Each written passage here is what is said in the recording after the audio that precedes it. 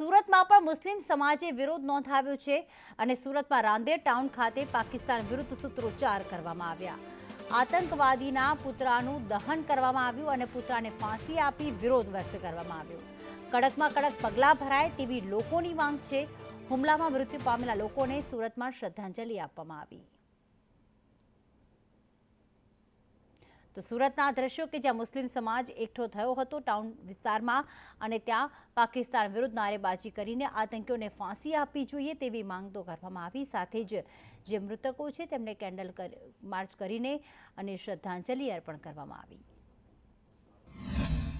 આજે જે વર્ષો ઐતિહાસિક જૂનો રાંદેર વિસ્તાર છે, જેના રાંદેર બસ સ્ટોપ પર અમે લોકો સમસ્ત મુસ્લિમ સમાજના લોકો ભેગા થયા છે। કાશ્મીરના જે વિસ્તારની અંદર આતંકીઓ દ્વારા ભારતના જે નિર્દોષ નાગરિકોને અપમૃત્યુ મારવામાં આવ્યા છે એની શ્રદ્ધાંજલિનો કાર્યક્રમ રાખવામાં આવ્યો છે અને આતંકીઓના પુતળાને અમે લોકો ફાંસીએ લટકાવ્યું છે। આ પુતળા વતી અમે લોકો સરકારને આ મેસેજ આપવામાં આવે છે, જે લોકો કટ્ટરવાદ, જે લોકો નક્સલવાદ, જે લોકો આતંકવાદ ફેલાવવાનું કાર્ય કરે છે એ લોકોને જાહેરમાં ફાંસી આપવામાં આવે। આજે રાંદેર ટાઉનના અંદર